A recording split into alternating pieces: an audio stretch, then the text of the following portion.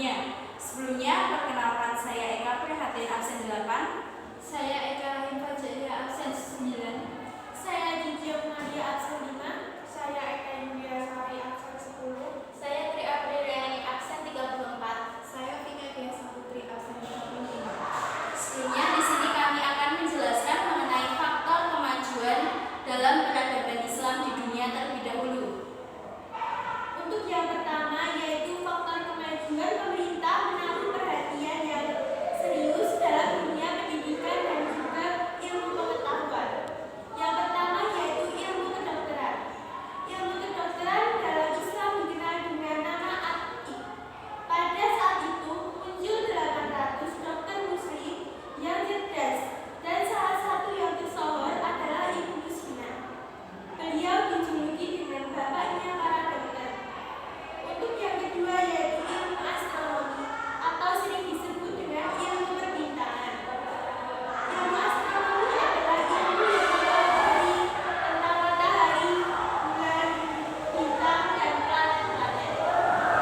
Pada bidang ini telah dilahirkan ahli yang bernama Abu Mansur Al-Falaki dengan karyanya yang masyhur yaitu Istanbul dan juga Hayatul Falak. Untuk yang ketiga yaitu ilmu pasti atau ilmu matematika. Pakar ilmu pasti yang terkenal yaitu Tabib bin Qurrah Al-Hilali dengan hasil karyanya yaitu Hisabul Ahliyah. Untuk yang terakhir yaitu ilmu farmasi dan juga kimia. Pakar yang terkenal pada bidang ini yaitu Ibnu Baitahar dengan karyanya yang disebut dengan Al-Muqni.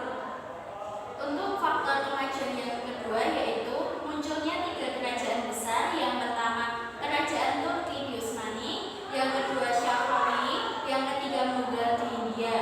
Untuk 3 kerajaan besar ini muncul dikarenakan perang Baghdad yang kemudian menjadikan beberapa wilayah-wilayah di Bani Abbasiyah menjadi pecah dan menjadi beberapa bagian. Kemudian setelah beberapa tahun setelahnya, dari perpecahan setelah perang ini terbentuklah 3 kerajaan besar, di mana muncul 3 kerajaan besar ini sebagai penanda bahwa peradaban Islam kembali maju atau mengalami kemajuan setelah peperangan Baghdad. Baik, untuk selanjutnya kemajuan peradaban Islam di dunia yaitu menciptakan stabilitas ekonomi dan politik. Untuk tokoh yang terkenal yaitu Harun al-Rasyid.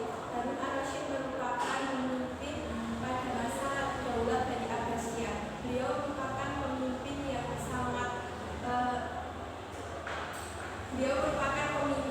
yang sangat memperhatikan kesejahteraan dan kemakmuran rakyat.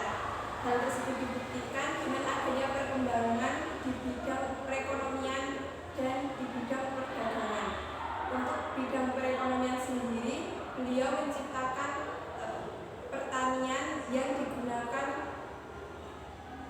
untuk perekonomian sendiri, yaitu dengan cara menumbuhkan perekonomian dengan beliau merupakan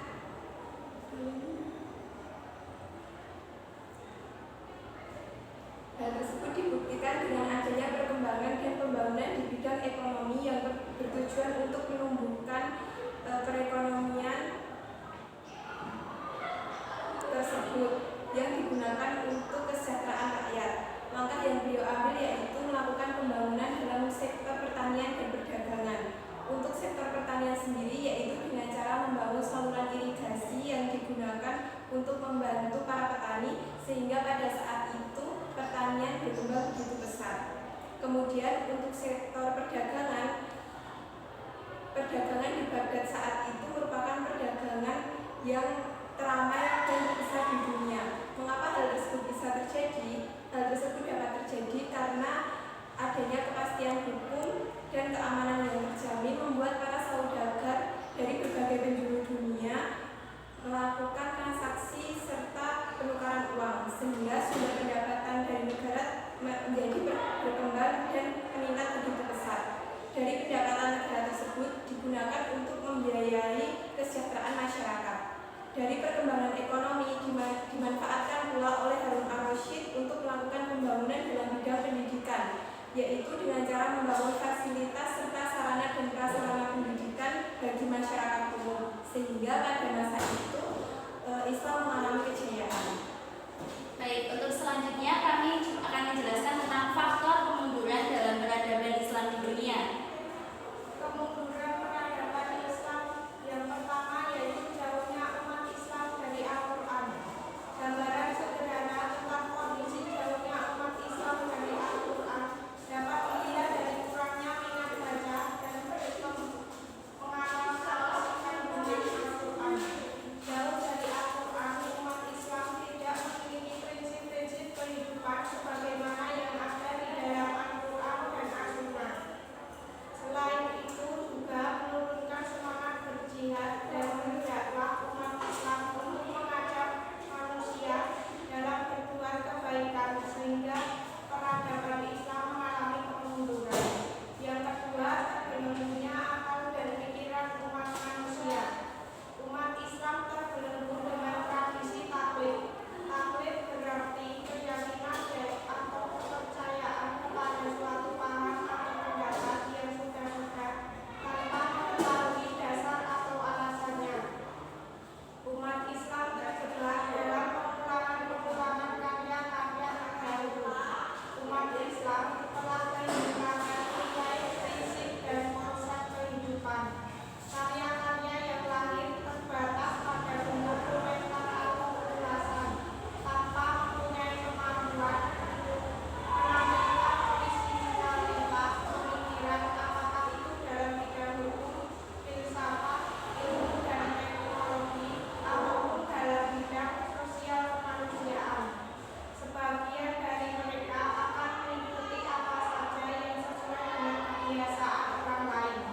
Faktor kemunduran umat Islam di dunia yang kedua yaitu imperialisme Barat terhadap dunia Islam.